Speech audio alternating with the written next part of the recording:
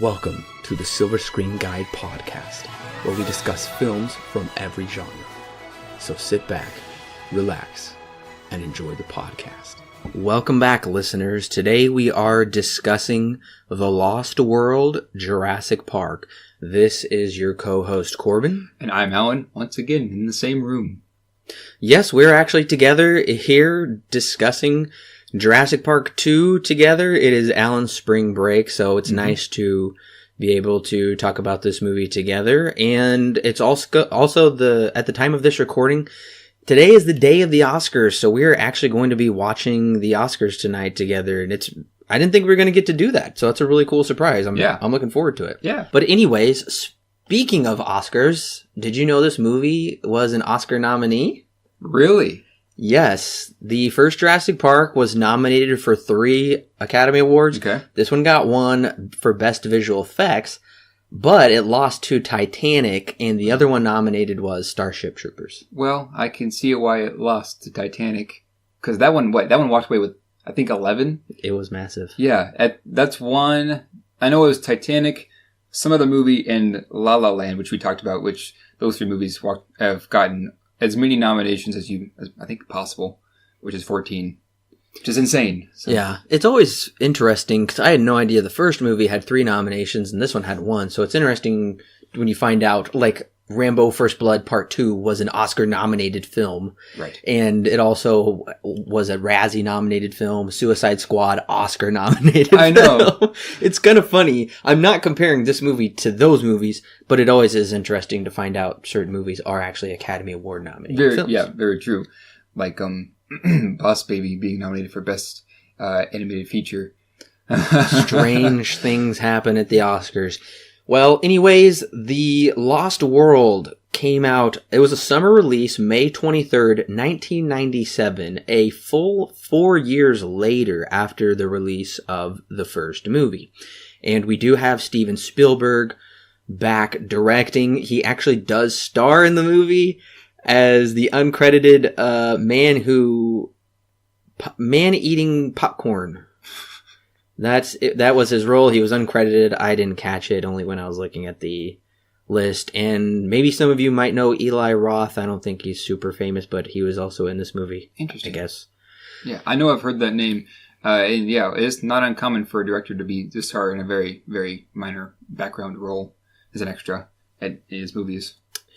Well, Jurassic Park wasn't totally Steven Spielberg's idea. It was based off of the Michael Crichton novel. Spielberg and Crichton were fairly good friends talking about it.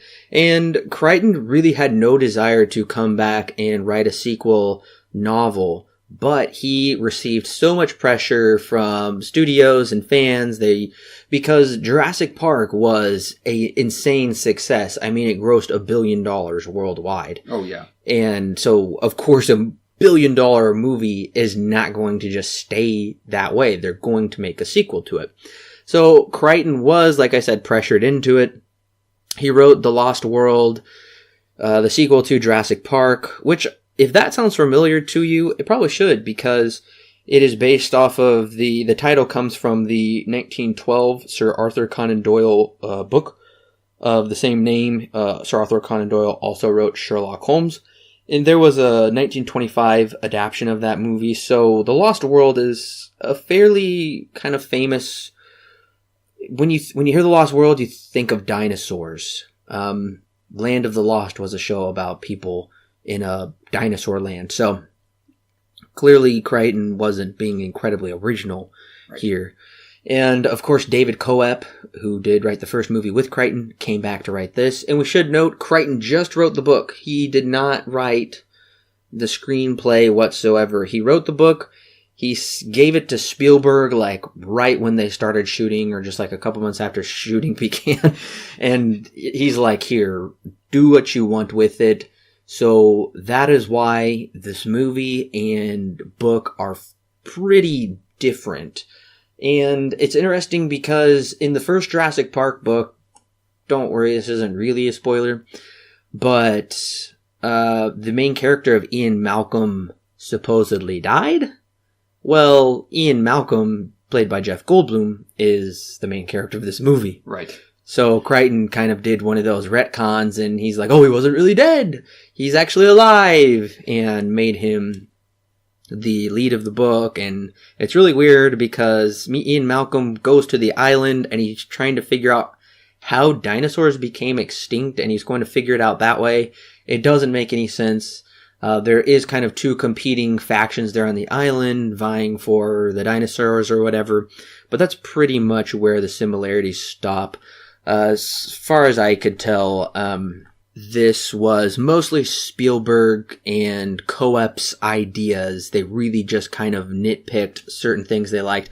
Otherwise, they came up with their own stuff for it. And this wasn't originally Spielberg's idea for a sequel. He thought when he was shooting the first one, he's like, well, if there is going to be a sequel, it would involve the retrieval of the canister that contained the dinosaur DNA that was lost during the events of the first film.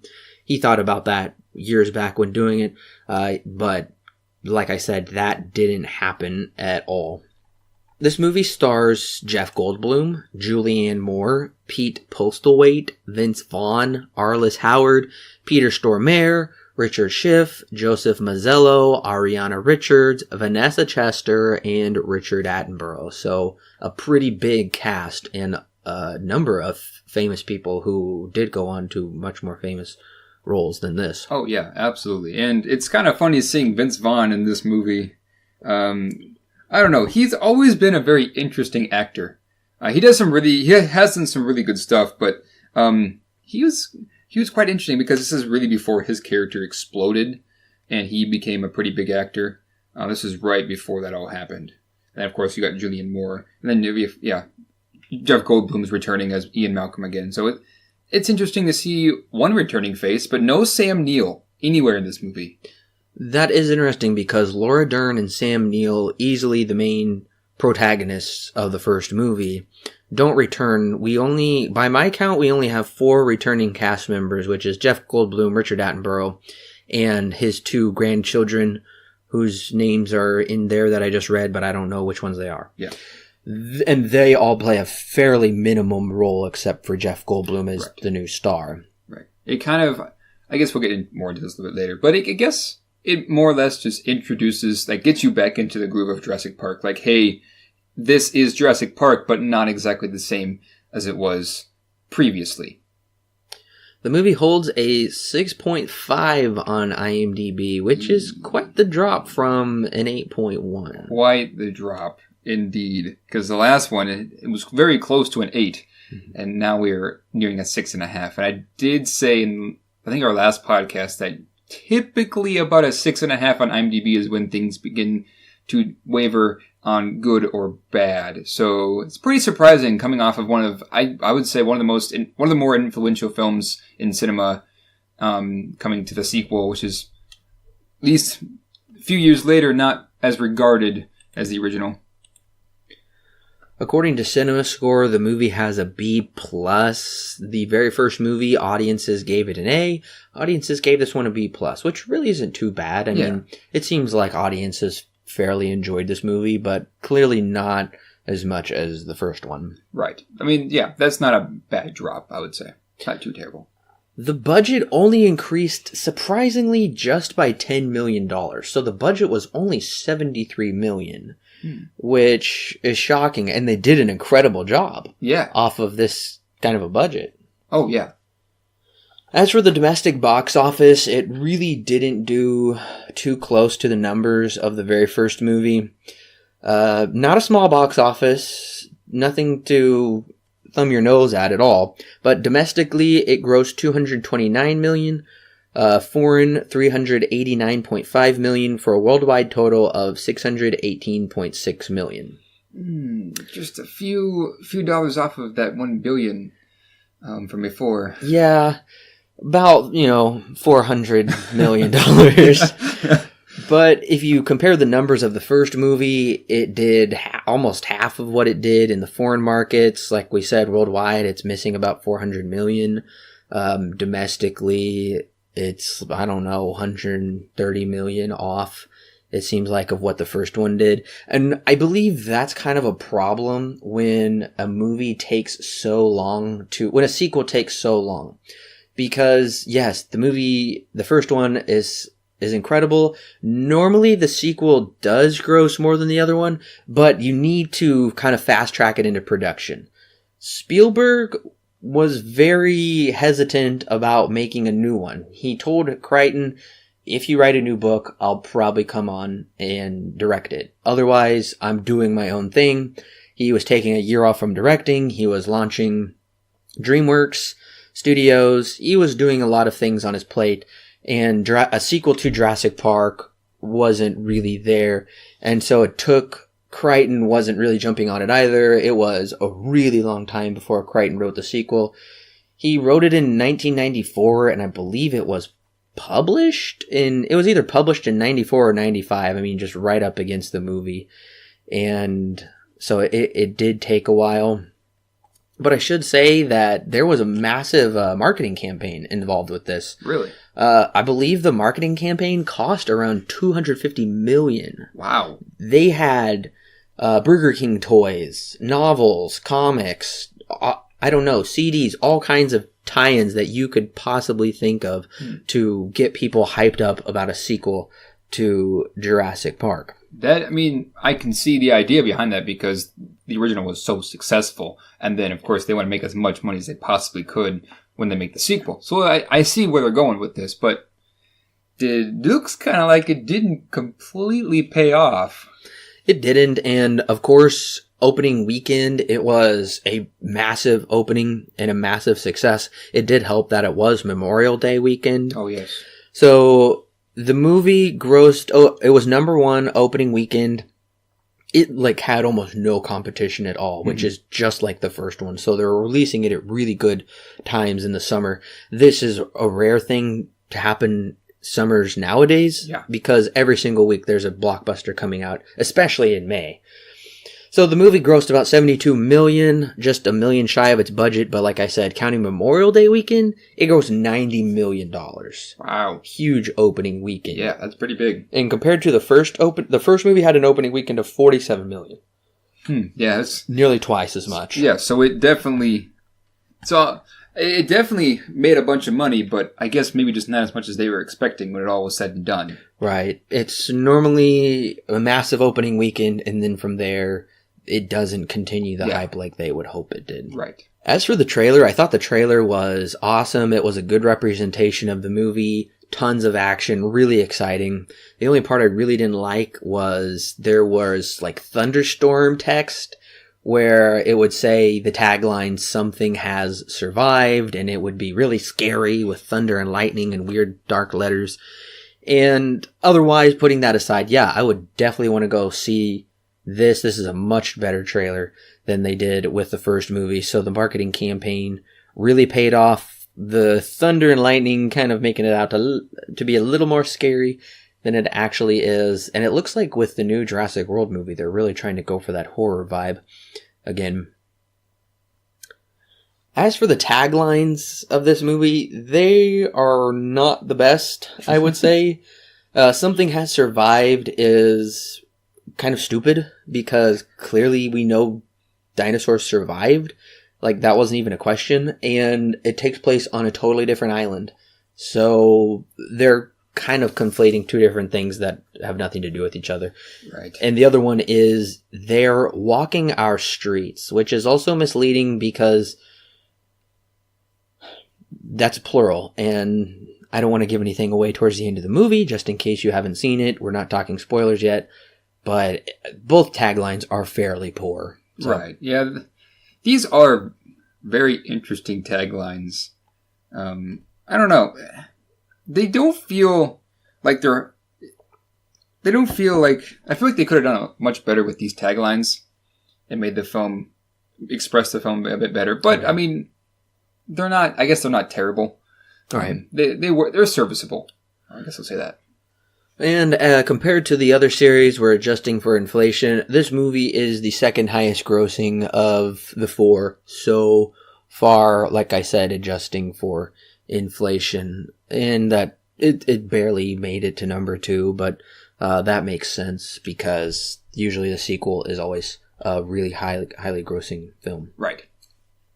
Something interesting to note, Joe Johnston was offered to direct this movie, but he declined and he went on to direct Jurassic Park 3. Yeah, I was just looking at the page for Jurassic Park 3 and I saw that Joe Johnston was the director.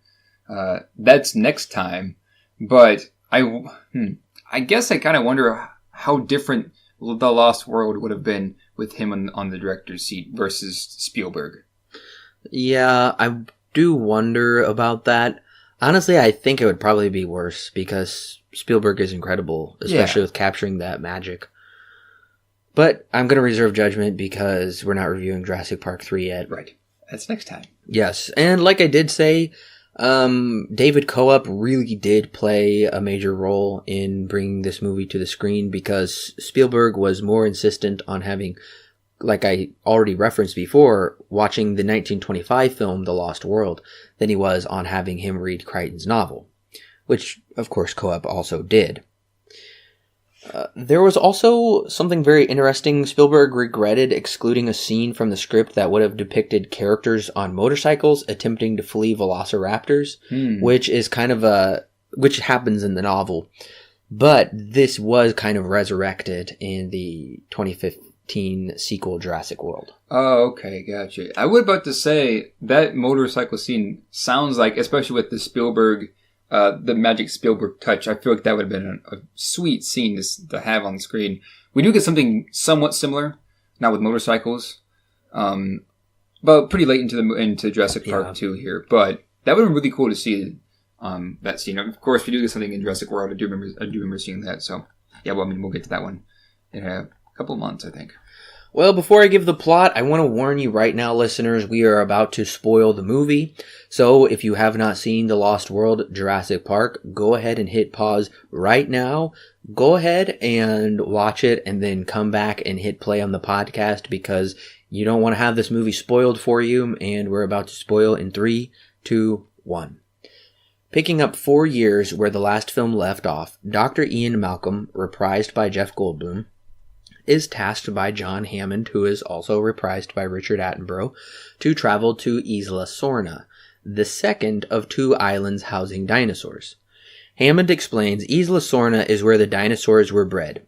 Save for the raptors, I guess, in the first movie? Yeah, that was exactly what I was thinking in that scene.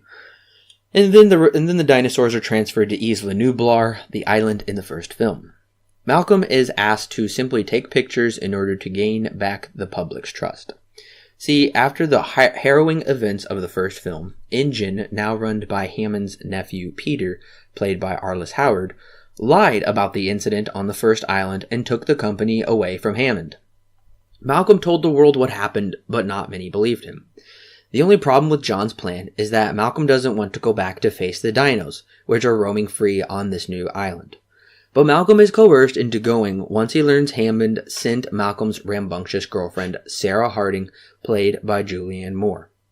Once on the island, Malcolm's crew soon realizes they're not alone because InGen has sent their own crew to capture the animals and bring them back to San Diego, where the company plans to open the Jurassic Park amphitheater, which was already built by Hammond. In a series of stitched-together action scenes, both crews ultimately have to put their animosity aside and help each other escape the island. Back at San Diego, Peter has orchestrated a press/business conference at night on the InGen docks where he plans to unveil a live T-Rex. His plan goes dreadfully awry when the ship crashes into the dock and the T-Rex is loosed onto the streets of San Diego. Thanks to Sarah and Malcolm, they're able to coax the Rex back to the boat where Peter receives his comeuppance and is eaten alive. Safe and sound at home, Malcolm and Sarah sleep while Malcolm's daughter, Kelly, watches Hammond speak on the news about the necessity of letting the dinosaurs live and flourish safely alone on their island as credits roll. So yeah, basically we're going back to Jurassic Park 1 in a lot of ways, it sounds like. It really is, and also, according to Crichton's book, like The Lost World, it was essentially a retread of the first movie. A lot of similar plot points were just recycled in, just put up with a different face. Right. Now this, of course, is not anything new. Basically, any series is going to have a certain formula to it. Like you can take Indiana Jones, for example. There's a formula to Indiana Jones, and once they try to deviate from that formula, and we got Kingdom of the Crystal Skull, bad things happen. So it is good to have some familiarity with the series as a whole, like Star Wars is a good example too. But at the same time, you also don't want to be exactly like everything else in the series. You want the movies to stand out in their own way, not be retreads, like you said. And we're starting on a whole new island. It does look different from the first island, I would say. Yeah. But I do kind of have a hard time keeping straight which one is which. Isla Sorna is the new island. It's 87 miles southwest of Isla Nublar. And I remember in the third movie, we also have another issue with the islands again. I can't remember which island they're on in the third movie, but I just remember, like when I was younger, and even a little bit now, keeping which island which straight is a bit of a confusion because, I mean, I understand the first word, like Isla, is probably some word for island, and Sorna and Nublar are different, but I don't know. I just have trouble keeping it straight. Yeah. See, I am glad that they did kind of differentiate between the two islands in this one. Because I think I agree with you when you said that you can tell the difference between Isla Nublar and Isla Sorna in this one. I definitely got the difference in this one. But yeah, I remember there being, I think, another island in the third one, or they go back to one of them. I can't remember. It's been too long since I've seen it. But yeah, even I'm a bit confused just knowing that little knowledge in my head that they do go to an island in the third one again. Not entirely sure yet, and we'll get there next month as to if that's a retread of one of the other islands or if it's a brand new island. So yeah. So I have a question for you. Mm-hmm. What do you think about the new Isla Sorna theme in this movie, like the music? Oh. Well, I was fairly pleased with the score in this movie. The only part of the score I didn't really care for was the use of the bongos. Yeah. That got to be a little old, and it made me think... I put it somewhere down in my notes. I can't remember exactly what I said, but that got a little overused, I felt, if that's what you're talking about. Yeah, because we do get a new island theme in this one. In the first one, everyone knows that theme. The Jurassic Park theme when they enter the island. Right. That's the island theme. This one, they get a new one. There's a reason why no one really remembers it. It's not bad. We still have John Williams scoring this movie, but at the same time, it's just not as memorable as the original. And there's nothing that you can really do to beat the original either, just because the original score is just so great. Now, the score is pretty good, albeit I'd say used too often. And I'll point out a couple of examples of what I mean by that later on into the review. But yeah, I mean, for the most part, it's not a bad score. I mean, it's John Williams. He's still doing a great job, and he always has. But at the same time, I guess there are times where it's used inappropriately. Sure. And whereas in the original, it felt as if every time there was score in the movie, it felt appropriate, and that it enhanced the moment, not took away from it, which I think happens a couple of times in this one. Overall, though, not a bad score, but maybe just not the best implementation of it. The beginning of this movie, I think, is a really good hook because it starts with a little girl. And I should note, the beginning of this movie is actually the beginning of the very first book, but they felt that might be too dark of an opening, right, or something. I don't think it would fit with the tone of the first movie, but the problem is that tone isn't set up to begin with. That tone comes later. There's a tonal shift in the first movie. But this is a really good opening. It's pretty terrifying. This little girl is just really scared and attacked by all of these things, and I'm hooked. Yeah, I would agree with that. I have a couple of questions that are answered later, thankfully. But the opening, you have a family of 3, a mom and dad and a little daughter. And then you have like 5 sailors? Or 5 butlers, I guess, because it's very clear that this family's rich. Right. And they just kind of sailed to this island just because they could, and they're just kind of chilling on this island. just because they can, And we find out later that this is how the news got out, and this is why Hammond's sending Malcolm there is to make it look better in the public's eye, because this family went there and word got out that, hey, wait a minute, there's another island, Yeah, I do actually really enjoy this opening. It feels very Jurassic Park. Just because I know it's kind of similar to the original too, because in the original, the first thing we see is a dinosaur being transported in the park, and then it breaks loose, and we get to see the terror of what is going to happen later on in the movie.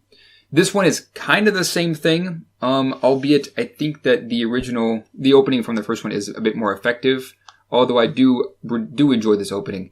And I love the cut that happens when the mom runs over and sees the child and she screams, and then it cuts to Ian Malcolm yawning with the beach backdrop behind him in the subway. I think that's hilarious. That is a great transition. It's a really great cut. And it's a little bit confusing what's going on with Ian Malcolm's character, because people are staring at him. He's a little bit of a celebrity. There's a weird guy on the subway who is acting like everything that happened in the first movie was a lie. Everybody thinks he's a joke and whatnot.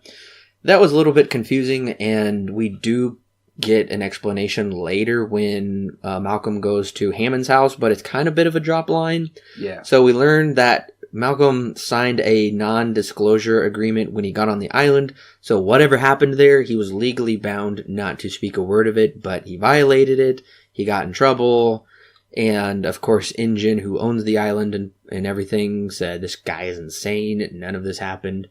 And so we see already Ingen is the evil bad guy with no morals, and it's a snotty British person, and yeah, essentially that's it. I do think it's a bit confusing if you're not paying attention really closely. Yeah, that's kind of a running thing in this movie too, is that there seems to be a lot of information dumps at times in this movie.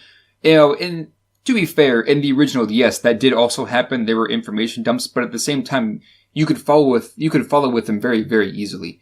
One of the most famous scenes, which I know we talked about extensively in the last podcast, was the dinner scene when Hammond asks everybody at the table what they think of the island, and they all give their opinions and basically all say this is a bad idea except for the investor.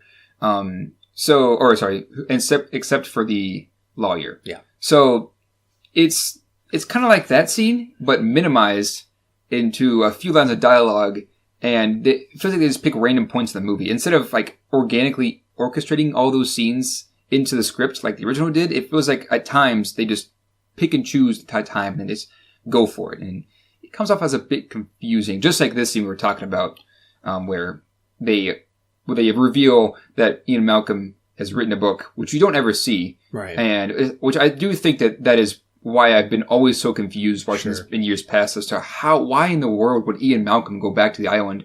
I see it now because he published a book, which we, like I said, never see. So, yeah. I mean, there's a lot of things. There are a couple of times in this movie where I'm asking, why are we hearing this and not showing this? Also, somebody to point out is Ian Abercrombie, who plays Hammond's butler, and he is the voice of Palpatine Insidious in the Clone Wars cartoon. Interesting. Yeah. I did not know that. I spotted him right away. Wow. For some reason, we see the two kids from the first movie for literally no point at all. They are only in the movie for a couple minutes. They've grown up quite a bit, and they are super excited to see him, even though there really wasn't any relationship between them at all in the first movie. That's true. The girl, she's like, Dr. Malcolm, oh my gosh, I'm so happy to see you, and super excited. I mean, clearly there's a connection. They have both survived a traumatic experience, but they were rarely even on screen together.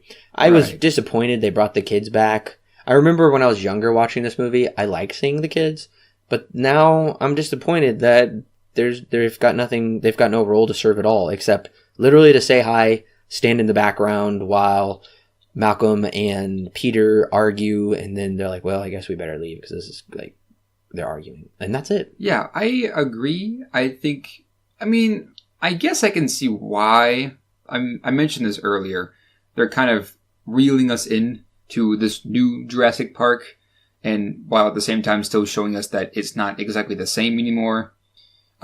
Although I do wish that they would have implemented the kids in some kind of more, I guess, implemented the kids in a better way instead of just having them show up for a short scene and then that's all we see of them. Yeah, I mean, I wouldn't call them completely useless because it does help us kind of get into the groove. And tie back to the first. Yeah. But I do also agree with you. I wish they would have written them in better, I guess. And this is our first major kind of exposition dump of the movie. We are going to have a lot of these throughout the movie. And there's a lot of information, and they feel like the best way to relate that is literally for Hammond, who looks sick to me because he's in his PJs and robe and in bed, so I always assumed he was like kind of on the verge of death. Yeah, that's what I was thinking too. And I'm pretty sure Richard Attenborough died not too long after this movie. I don't know the exact date, but this gets a little confusing, and I do think it's a kind of confusing character twist, and Malcolm brings this up. He says, you went from capitalist to, what does he say, like ecologist or something, all just about saving the planet, that quickly. Yeah, he says, you went from naturalist to capitalist. Yeah. I think is what he says. No, from capitalist to naturalist. Yeah. And this is all we really get for John Hammond's character, except he comes back on the news at the very end of the movie for kind of a preachy little message there. And essentially, Hammond wants Malcolm to go to the island and just take pictures, which will help gain the public's belief that there are dinosaurs and they need to be left alone. That doesn't make sense to me. I don't see how that would work. That's I don't know. It doesn't make any sense. Yeah. This is kind of where the movie begins. I guess I would say this is where the movie starts to begin its trek of confusion and plot points that could make sense, but how the movie's implementing them doesn't really make sense. You're right. John Hammond, for some reason, really wants them to go to Site B, which is where we find out that he grew most of the dinosaurs. No, that's where he began the expedition and essentially birthed all the dinosaurs.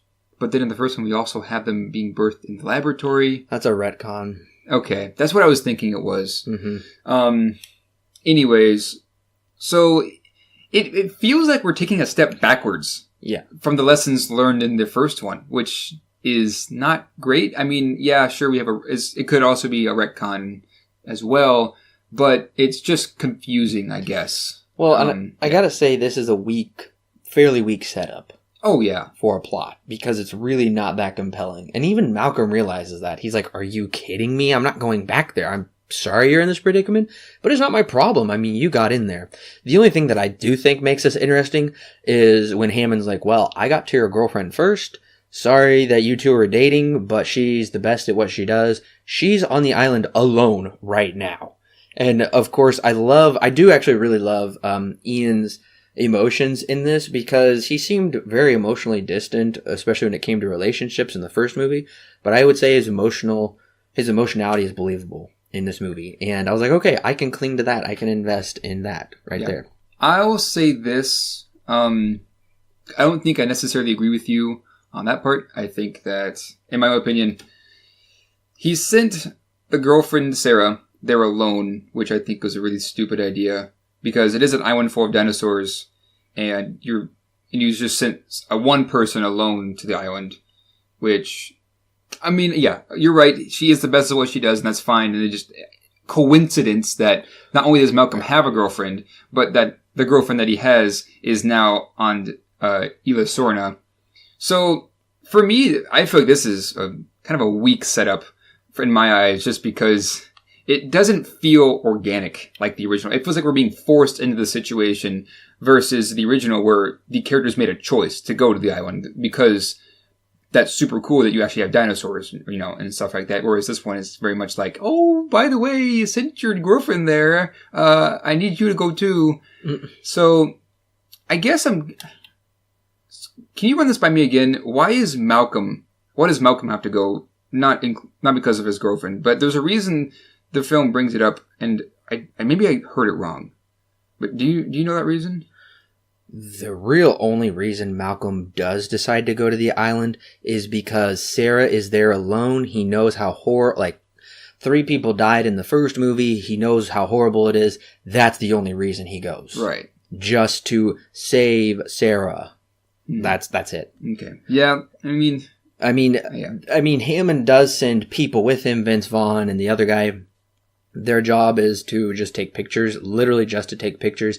And we learned that Vince Vaughn's character also is kind of a saboteur to sabotage the other camp that will come eventually.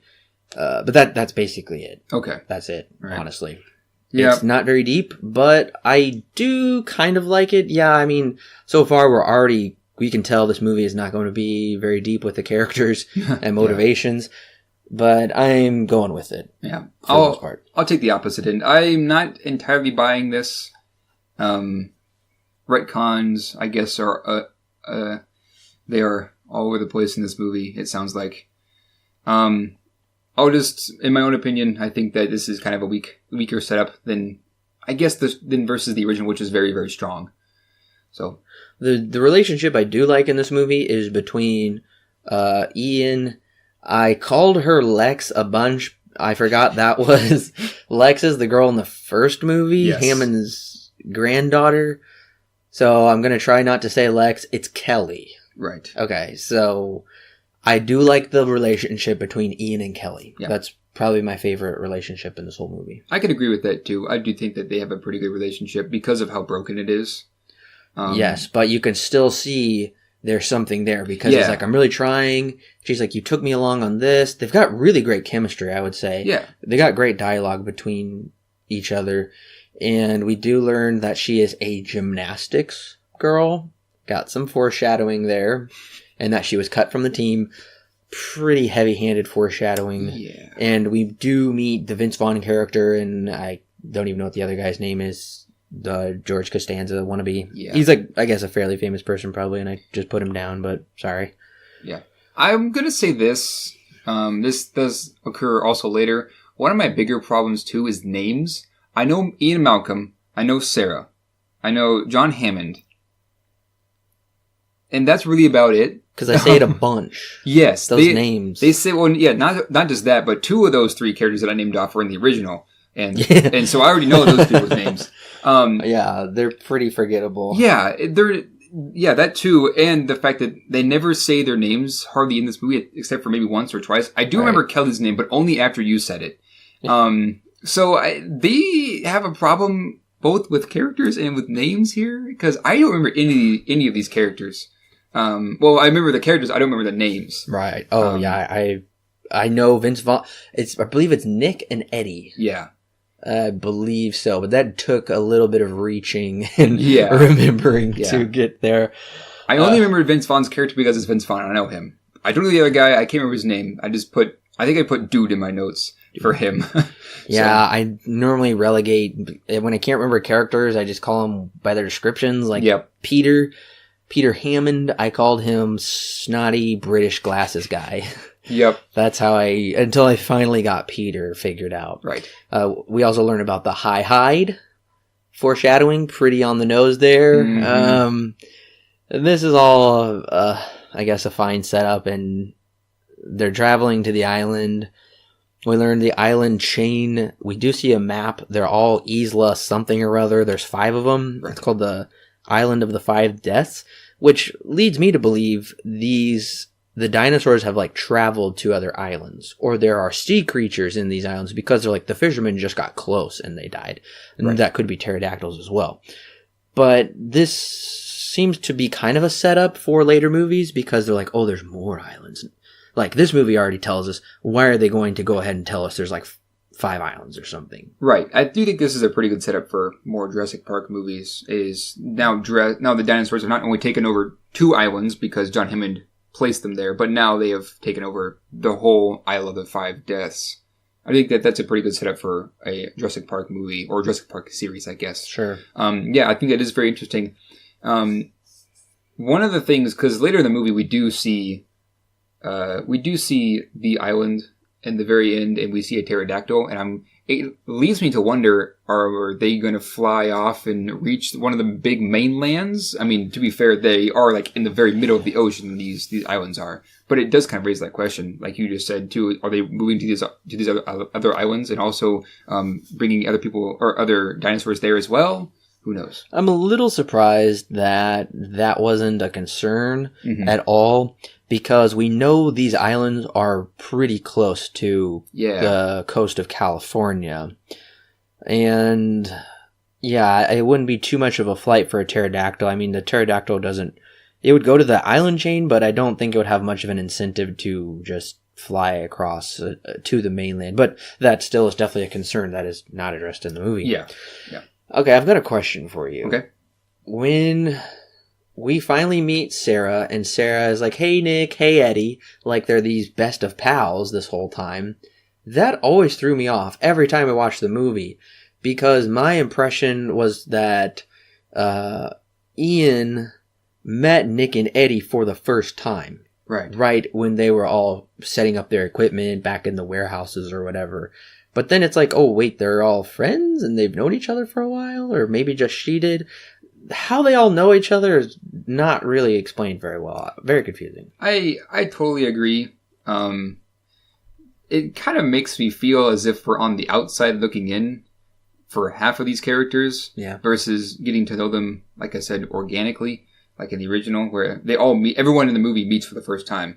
And this one, I guess Ian Malcolm, but he's also the boyfriend to Sarah, so they already have that connection. So I don't know. Not totally, but I do kind of feel like we're on the outside looking in these characters. I do think that they get along pretty well and have some pretty good chemistry. They are really the only characters that I remember from this movie and take away from. So I guess in that sense the movie works, but I agree, kind of confusing. I do like some of the dialogue in this movie, or the one-liners where Nick is like, Sarah Harding, and Ian Malcolm's like, how many Sarahs do you think are on this island? Yeah. And when she goes up to pet the clearly animatronic dinosaur, and she like runs out of film or something, it's messed up, and Malcolm says they get very angry when you run out of film. I thought that was funny. Yeah. Although the jammed camera sets off the baby dinosaur. Yeah, the jammed camera sets off the baby dinosaur, and that sets off the entire pack. Okay. Okay. Well, we also learned that Sarah has a lucky backpack. Let's remember that. Yes. For a future movie. Yes. That's all I'm going to say. Or future events. Right. Also, I thought it was really dumb when the dinosaurs get mad with Sarah, so she heads right into the trifecta of them instead of running back the other way. And I'm like, oh, maybe she's drawing them away? It still seemed really stupid. And she gets her, like, little action moment where she ducks under the tail and runs around, and I don't know. I feel like it's kind of like she's interacting with nothing. Like, you can kind of tell a little bit. Yeah. But just this. Yeah, I agree. This doesn't look too great. You can tell that Sarah is just kind of dancing around with nothing in front of her. Like you can tell that that's what's happening here. When she ducks beneath the tail, it's very telegraphed. Yeah, I don't know. It's pretty good duck. Yeah, I don't know. I don't think the animation is nearly as good in this one as it was in the first one. I say that because there are a lot more CG shots in this one. Oh, tons of CG. Yeah, and in the original, there were CG shots, and you could tell when there were some, but they were used scarcely, and they were used believably.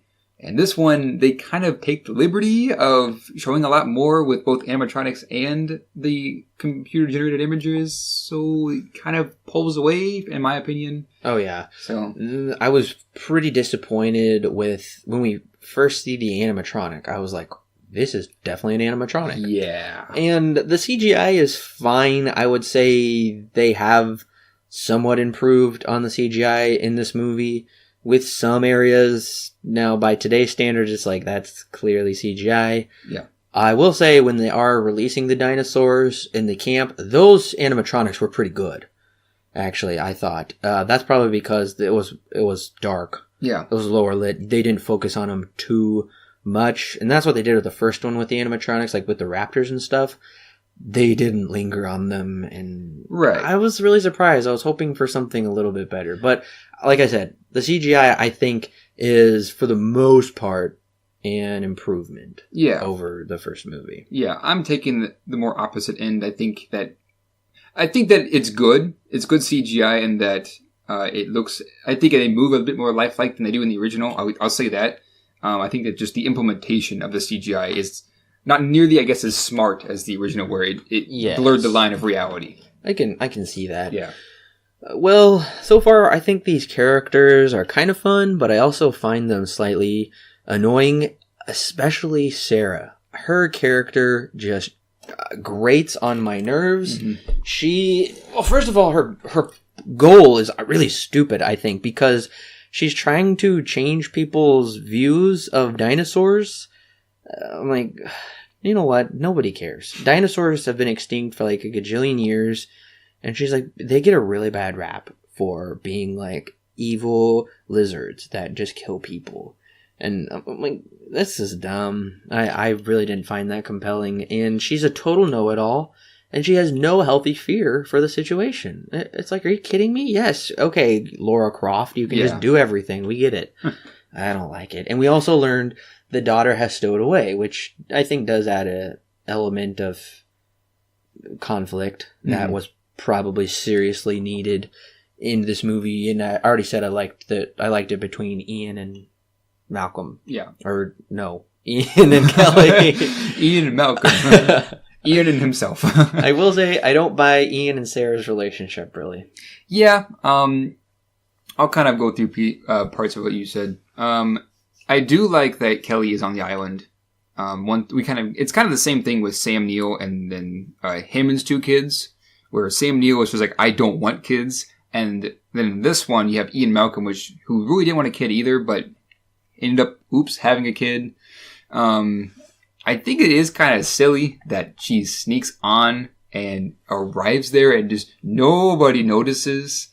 But yeah, I do agree with you when you said that the relationship between Sarah and Malcolm is not very believable. I think that's very true. They don't have... I think it's just the chemistry, honestly. I don't think that... Oh, there's like no chemistry. Yeah, I don't think that Julianne Moore and Jeff Goldblum really connect very well in this movie. The chemistry just isn't there. There isn't something that is definitive proof that they were in a relationship. It feels like they were just, I don't know, exes almost, which they are not, which they totally are not. No. Because that's the whole reason why Ian Malcolm is there. Yes. So that's, I don't know. It kind of is... I don't know. It's making me wonder, are they actually in a relationship? Which I really shouldn't be wondering. Yeah, because, they're total opposites. And it's kind of funny because she, in some ways, acts how he used to act. But being in the situation of the last movie really caused him to grow up, be more responsible, and just have like a healthier respect for things. I do find it I find it a lot annoying that he had this traumatic, horrible experience where 3 people died, and she is just totally writing it off. Yeah. Like, they're in a very similar situation. He's like, and he told this to Hammond, he said, you want us to go there, and there's no cages now. There's no fences at all. And Sarah is just like, oh yeah, it's no big deal. Right. You know, I hang out with the T-Rexes. This and that. It's just like, you are such a one-dimensional character. Yeah. Yeah. I'm like, I guess it's working. Because I feel the same way as Ian. Right. I honestly think that Ian's character should have done more to try and get them off the island. Because it feels like he's saying stuff without actually doing stuff. Right. Because he's just like, we have to get off this island. And then his girlfriend just bosses him around. And he doesn't do anything to stop it. And it's very clear. And we all know that Ian Malcolm was in the first one. And we know what happened in the first one. And that's the reason why he was completely against going to this island anyways. And for whatever reason, every time Ian Malcolm talks, everyone just blows him off. Yeah, pretty much, including his daughter, which gets a little annoying. But I do like how everybody is like, oh, what, it's not a big deal. And then they get into these deadly, horrifying situations. Right. I'm like, okay, good. Now you finally understand. This isn't just play pretend and a joke. But I do kind of find it interesting how Ian plays a somewhat substantial role for the half of both the first and second movie. And then once we get to that halfway mark, he kind of just recedes into the background. Right. And in the first one, he's injured, so he has to just lay there, and it's not really about him anymore. And in this one, it's just like, oh, we're too worried about everybody else anyway. Right. They should have done a lot more with Malcolm's character, especially because that's how they set it up. And like you said, nobody listens to him, even though he's been in this situation before. Right. And it just gets a little frustrating. Yeah. I'm going to say this. I don't like Malcolm's character nearly as much as I liked him in the first one. I think they kind of make him a wimp in this one. And it's kind of sad because he was awesome in the original. He was so cool and stuff. And I know that me and Thomas had kind of gushed about his character. I think actually all three of us gushed about his character a little bit back in the first review. This one, I feel like I don't know if it's a retcon or if they just decided to write him this way or what happened, but he doesn't feel nearly as cool as he did in the original. Like, cool and smart and always going against the man, all that kind of stuff. And this one, he's trying to take charge, but can't for some reason. And I get that, yes, he had that traumatic experience with the last park, but at the same time, though, it feels like he is a wimp in this one. Well, I would say he's much more like Dr. Grant in the first movie. Yeah. Where he kind of has to take the more skeptical role and fatherly role with, his daughter, and like Grant was with the kids. So instead of really keeping Malcolm on the trajectory that he was, I do think we needed some maturity with his character, which we did get. But yeah, I think we both agree he really needed to be doing a lot more in this movie. And kind of going off of that, it's very clear that Malcolm in this movie is not good with technology.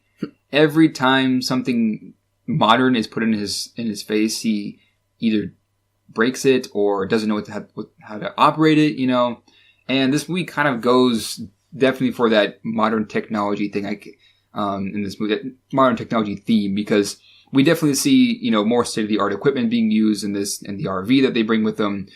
Engine is using all of the newest equipment to try and capture these dinosaurs. And it's kind of funny that Ian Malcolm, in his ignorance, doesn't know what to do with all of this. And then when the movie gets into the thick of it, the modern technology doesn't matter. And it's just them trying to fight for their survival, and all that new stuff is just basically gone, and they have to just go back to their roots of nature.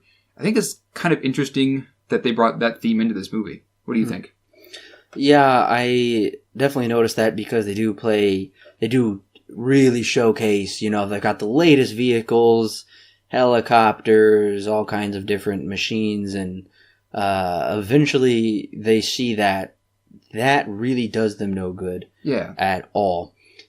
And it's more of kind of they have to go back to the Stone Age with certain very primitive tools in order to get out of there. They must become more physical and primal themselves with combating these creatures. And you think like being in these big RVs would keep you safe, but it's actually very deadly, and it's not good at all. And I do kind of want to say I kind of have an issue that they parked them on a cliff, because that's just clear setup for something bad to happen, where it's like, really, why did you park on a cliff?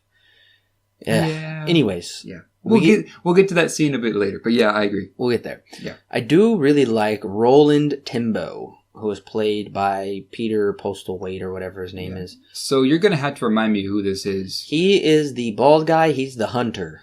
Okay. That wants to hunt the Rex. I really like him. That's right. He's the one that I don't know, he really seems like he's having fun in the movie. Yeah. He is always taking charge of the situation. He knows what he's doing. I really liked his character as one of the highlights of this movie, I think. And I've always liked this actor in anything I've seen him in. He played Brother Gilbert in Dragonheart, which was also nominated for Best Visual Effects like a year or two before. Interesting. Just interesting. Yeah, I do agree. If you noticed, I forgot his name. I think that kind of goes... Although I did like his character, I kept getting him confused with the other guy. That's also an InGen. Anjay? I think so. I put that in my notes too every time I've watched this movie. Or, no, I always got Anjay and Peter because they have very similar glasses and shaped heads. I think it may have been all three of them, actually, for me. Those get really confusing. Yeah, they all kind of look somewhat similar. I know I could kind of pick out Roland Timbo here because he's bald. Mm-hmm. But all these kind of guys, they look somewhat similar. I will agree with you. I do think his character is good. I guess my only problem is I wanted a bit more of a definitive character out of him, and that's kind of why I keep forgetting his name, partly because they'd never say it. But yeah, I do like his character. He does go through an interesting arc, which I liked. And I liked seeing him. I do think, like what you said, he is very much a character who takes charge when he needs to. And he's basically the control head for InGen being on the island. Yes, and the only fish issue I have is with the introduction of his character, because he negotiates his terms with Peter right there while they're driving, and it's a pretty fun scene where they are chasing down dinosaurs, capturing, I don't know, it's kind of probably like every little boy's dream of playing dinosaurs and capturing them and whatnot, and to see that come alive is pretty cool. Yeah. But it really doesn't make sense when he's just saying, I'm in charge, and if you don't like that, then I'm going to leave right now, and these are all of my terms and conditions. I know we never talked about him until right now, and I was like, okay, I know we need some exposition for his character, but it's unrealistic and unnecessary, because we will get that later on. Yes. This is how he acts. We don't need him to just turn around and literally tell us. I think another problem with this scene that I have with the introduction of InGen, it's long. It's long, yeah. A bit too long. Because, okay, it's fine to show them, driving down the plateau and capturing these dinosaurs. That's fine. But they keep it going for, longer than longer than I think it should have been. I think it should have been edited down a bit. Because it's very much a montage of them just circling these dinosaurs and then taking them down and caging them. Yeah. Which is fine. And we do see these dinosaurs, they are freed in I think pretty close. I think it's the next scene, actually. Right after this. Yeah. So I get the significance of the scene. I think they really could have cut it down because it's very clear. I think that it's very clear that what these guys, their objective is to be there. They also say it 4 more times in the movie. Yeah, I think the scene could have been cut down. I don't think it needs to be this long. What did you think of our protagonists' expressions when they see the dinosaurs being captured? They're all laying back, and it cuts to each of their faces, real somber music. What did you think? It doesn't really feel very genuine. No, it's really melodramatic. Yeah, it doesn't feel very genuine. I also kind of want to know what did they do all day, because it kind of sounds like they were just sitting and watching InGen do their stuff and not doing anything about it, because they don't really do anything until this scene. I don't know. Then when they get to the night scene, when they've built the camp and everything, and we see all of the reactions from all the scenes, I don't know. I just have problems with this scene just in general, this montage scene. Oh, sure. And it doesn't really get any better because we get a bunch of foreshadowing of this idiot guy who shocks the little lizard or dinosaur from the first movie. Right. Clearly they're going to come back and get him later, which I would say when he is eaten up later, very reminiscent of when Wayne Knight's character from the first one is attacked by that spinning dinosaur. Yeah. There's some very similar moments in this movie. I will say, I feel like this movie is moving fast because, we got on the island really quick. Mm-hmm. Yeah, we did. Even though there is lots of exposition, it's not really setting up anything because we already saw the kind of build up to the dinosaurs. They're just dinosaurs, here we go. Yeah. Let's do it. Even though nothing's very clear. And from here on out, it's just going to be kind of what's the point? Yeah, I totally agree. The original, it kind of built up to the dinosaurs, whereas this one has a really quick build up and goes, okay, well, you already know what's happening. So they just drop you right into the thick of it, which I do enjoy because we don't wait around and talk about stuff like the original does. Not to say that the original is bad in any way, because at the very least, the original has some really interesting and thought-provoking dialogue. This one kind of skips off on some of that dialogue and kind of drops you into the middle of it, which is good. for the most part. I think that unfortunately does kind of lead into some pacing issues because we have, like I mentioned earlier, some scenes that just dump exposition onto you, and then some scenes that kind of go by slower, which could have been cut, I feel. And then we have an action scene or two in between there. I don't know. For me, it's just kind of inconsistent at times with the pacing and in terms of delivering information to the audience. I do think, though, that, like you said, I do like that we kind of just don't really talk about the dinosaurs and the ethics behind it like we did in the original. We already have that, so we're just going to drop your head into everything. Yes, my problem is this, like, the progression of the plot doesn't feel organic. Yeah, that's kind of what I was feeling too, is just the inconsistent tone or the inconsistent pacing. It doesn't feel organic, like you said. Well, and of course we get Peter filming a little video for these business people. That's really not explained very well at all. Yeah. All that you need to know is he's like, hey, we built John Hammond built literally a Jurassic Park theme park in San Diego. I don't know why. I don't know when. I don't really understand because it's there, but it's not totally finished. And clearly the theme park was going to be in the first movie. A lot of this really doesn't make sense. And this is just to set up the end of the movie. Right. And like I said, everything is explained to us in this movie. Literally everything. Choices don't make sense. The plot really doesn't make sense. There's really no organic progression.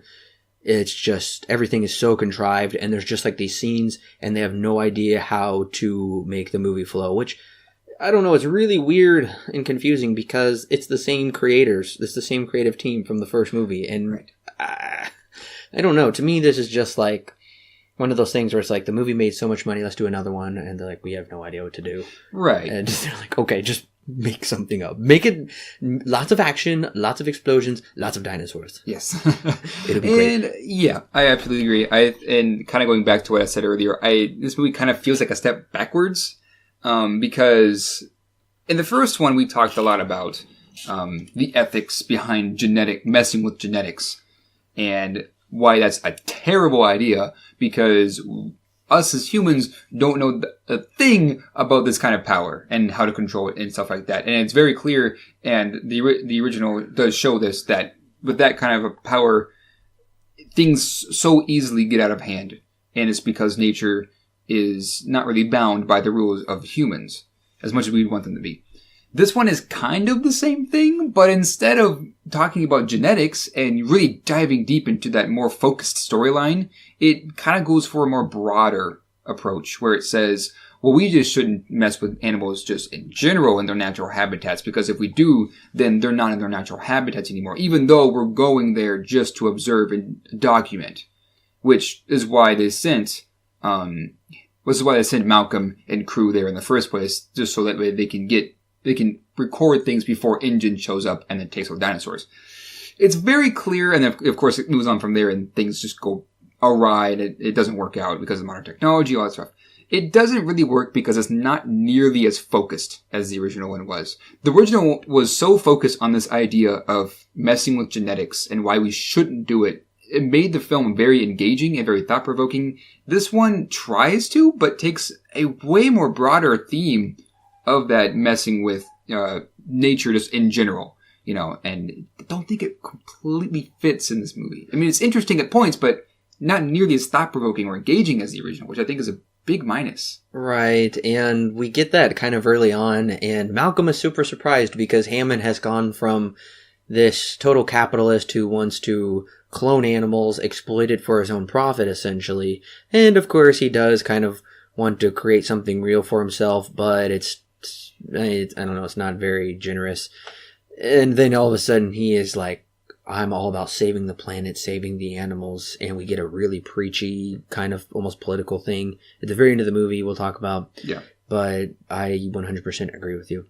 All right, they release the animals, and they find this T-Rex baby that is hurt. But taking the T-Rex baby is stupid. Why would they do this? I don't understand. Okay, Sarah calls it out. She's like, are you insane? Yes. Of course, Nick doesn't know the first thing about dinosaurs, but apparently Sarah does.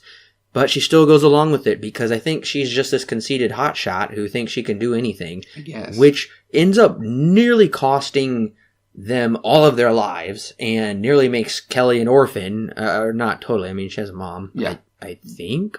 Yeah, no, I think her mom ran away. Well, yeah, I do believe her mom Pretty much dropped her orphan. off, is what happened. So she could go to Paris. Yes. I'm like, okay, I understand they're setting it up for like a big scene. But once again, it's really stupid and it's not organic. And I don't understand why the T-Rex baby doesn't try to bite them. I guess it kind of does eventually. Kelly gets really scared and she throws out this really cheesy line. She's like, I want to be somewhere safe. I want to be somewhere high. And I'm like, oh, really? What gave you that thought? The screenwriter, maybe? Maybe just so we can have her out of the danger. Don't get it out of sight, out of mind, you know? I totally agree with you. This is really stupid to set up to this T-Rex scene. I get it. The ignorance of Vince Vaughn's character and bringing the baby T-Rex back to the RV to help him out. I understand that part. I think that they should have let the T-Rex go just like Sarah had said. And then, of course, once the two T-Rexes come into play, Ian Malcolm is like, okay, I need to get down there and warn them. And now he's in the situation, I don't know, it kind of feels forced. This scene, as cool as it is, it doesn't, like you said, doesn't feel organic. Because, okay, in the original, in the first one, we talked about the T-Rex scene extensively and how amazing it was. Oh, yeah. Because of Spielberg's use of information setup, which we know, which we've come to know in both of these movies, that he reveals information to you a piece at a time. And in this one, it does do that, yes, but it's not nearly as effective. And I think that really kind of botches this scene, which could have been as intense as the original one was, because now we have two T-Rexes in a giant RV, not one T-Rex in two cars. Right. And when we do hear the T-Rex yell, I was like, wow, okay, that's amazing. Mm-hmm. That strikes fear. I laughed with glee. I was really excited about this because finally we're getting something that is actually putting the characters in danger, like the first movie. There's actual stakes for once. It's not just, haha, yay, easy, whatever. You get what I mean. Right. But, like, taking the T-Rex as an organic, parking on the edge of a cliff, especially when it gets muddy. It just feels so forced. Just like, okay, we have to have this setup to make it as intense as it needs to be. And I don't think... And I think also my biggest issue, too, along with all this, is the use of the music in this movie. Mm-hmm. This is where I have a big problem with the music. It makes the scene worse, in my opinion. And as much as I mean, don't get me wrong, it is good and engaging music, and I do enjoy it, but it is used at an inappropriate time in this part of the movie. This scene should have been musicless. There should have been no score underlying this scene, because in the original, that was one of the things that made it so intense, was that there was no music, and it was just the rain and the roar from the dinosaur and stuff like that. It was very natural sounding. This one does not feel that, because we have now music in the background, which is usually supposed to heighten the tension, but in this one, it doesn't do that. It doesn't grab the scene like it was supposed to. Mm-hmm. I don't know. It doesn't really fit, I suppose. The scene doesn't really fit together as perfect as it did in the original, which is sad, because I would love this scene to be amazing, but it's Oh, I totally agree. Yeah, I do like, though, the tension between Kelly and Ian when he says, I'll be right back.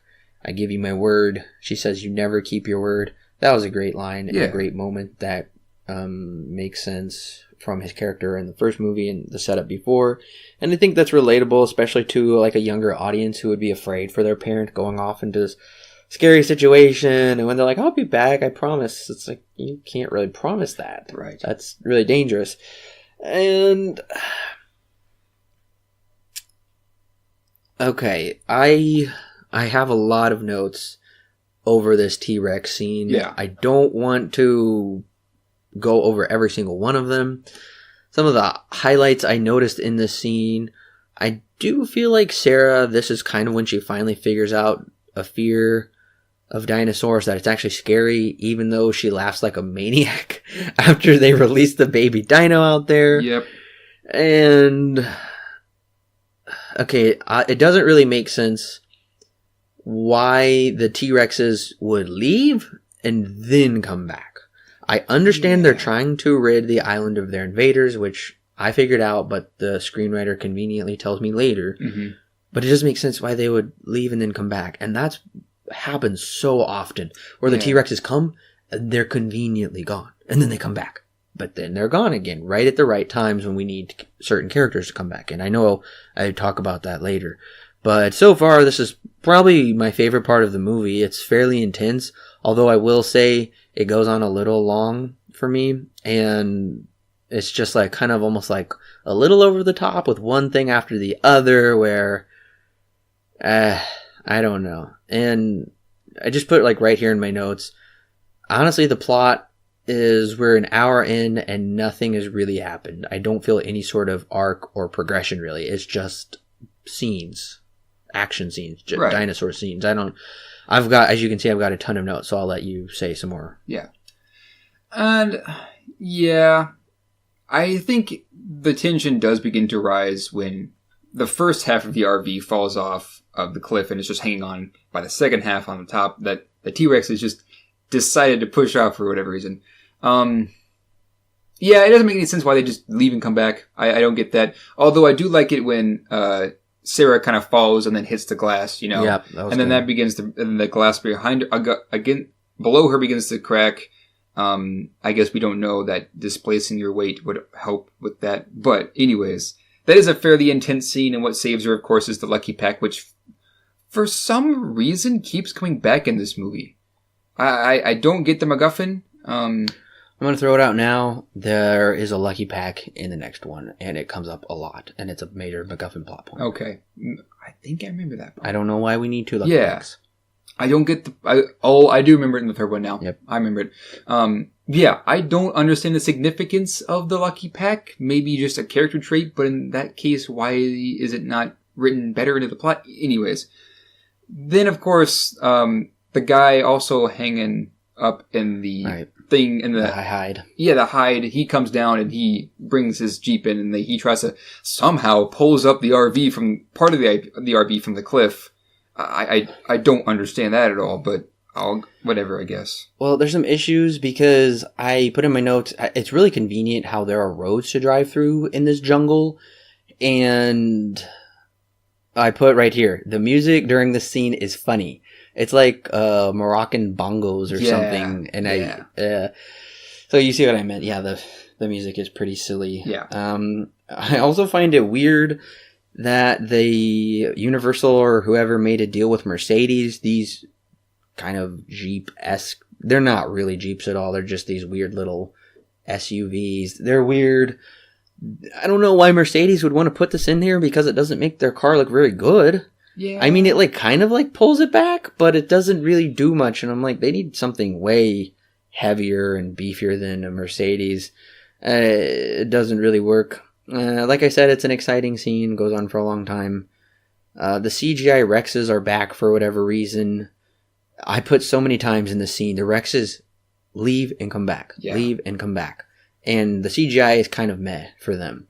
I think the animatronics look great. And especially when we are introduced to them was pretty a good idea because they're looking the wrong way. They're behind them. Mm-hmm. And yes, we kind of have a bit of a Deus engine, I guess. Not Machina, because engine conveniently comes to save them. Oh, something I also need to say is there's a moment of comedy in this scene. Oh, I know what you're talking about. Oh, it doesn't work at all because he's like, do you guys need anything else? For whatever reason, like they have time for that. And they're like, I want a hamburger. Pickles on mine. No cheese, please. Yeah. Okay, they went from like scared for their lives. I mean, just like horrified, scared to death. They're about to die. And then all of a sudden they're just like cracking jokes. Yeah. This is kind of what I meant when I said tonally inconsistent at times. This is a big example of them just being like in this big danger and then just out of nowhere and for the most inappropriate time, just like, oh yeah, I want a cheeseburger. I don't know. It does not work for me. In fact, this is kind of one of the points where I was like, I cringed when the scene came up, which is not good. Not good. Oh, sure. And I'm still very frustrated that the movie explains everything to me that I can already figure out on my own. Now we figure out the two parties finally come together, they're stranded. And honestly, I feel like we're finally getting a purpose or plot or arc, whatever you want to call it, to this movie. And it took an hour and 9 minutes. Yikes. I do agree. As much as this movie tries to, I guess, make sense of itself and tries to make it important and the reason why this conflict is to happen, it doesn't really happen until the scene when things, I guess, like you said, really kick into gear. Yeah. But even then, it feels inconsistent, the tone does, when we get later in the movie, because, I don't know, it's not organic enough, and it needs to be. And that's kind of, that seems to be one of our running issues in this movie, is that it's not organic enough. Right. And I don't really remember too many jokes being cracked when they were like fighting for their lives. I told you I had a problem with the Brachiosaurus scene in the first movie, and some of the other humor that does happen is dark, but even still we're getting humor. Like Vince Vaughn says, oh no, Roland says they don't hunt when they're hungry. And Vince Vaughn says, no, only humans do, because he's this crazy environmentalist. And Roland's like, oh, you're breaking our hearts. I did like that. But then immediately we hear mention of, they're like, well, we didn't really want to go that way because that's where the raptors nest. And I'm like, oh, yes. I forgot all about the raptors. I'm excited. Yeah. But then they explain the raptors to us in case we missed the first movie. Yeah. Totally explain all the raptors. Yeah, and this is also kind of sad. I feel like we explored a lot more in the first one than we do here. Because in the first one, the main stars are the raptors and the T-Rex. Those two are the main stars. We do get, the Bronchiosaurus, and we get a couple other dinosaurs that come into play in a couple of scenes, but for the most part, it's focused on just two. This movie kind of talks about the Velociraptors and kind of talks about the T-Rexes, but it seems to take a more general approach to dinosaurs. I don't know. To me, this is kind of like a little kid who's very interested in dinosaurs, and they've got their dinosaur book, and it gives them all the big words that they can't pronounce yet, but still the simplified explanations and all the fun pictures. This is honestly what this is. Yeah, that's a really good analogy for this movie. The other thing I forgot to mention is, you know how earlier you said nobody listens to Ian Malcolm even though he's been through it? And that's something that really bugged me, is they didn't listen to him at all when he comes into the RV, and still they don't listen to him. And it's, I don't know, I don't think that's very organic either, that they wouldn't listen to him at all, essentially. And then I'm also frustrated because we see the leader of Engine, Peter Hammond. He's like, all right, everybody, let's get up and go.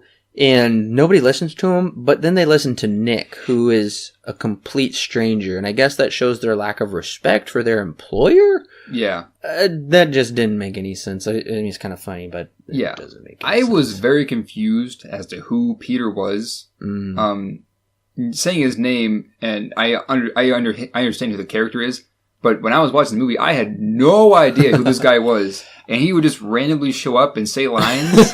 And I was just like, who is this guy? And I think one of the problems is we see him in the very beginning of the movie because he's got a fairly kind of a thick British accent in some way, kind of a snooty one.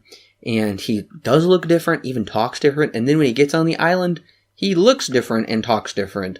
And so I can totally understand your confusion, because when every single time I've watched this movie until right now, when I had the subtitles on and I was just paying painstakingly attention to this movie, I did figure it out. But yeah, him and Ajay, who are these characters? What is their purpose?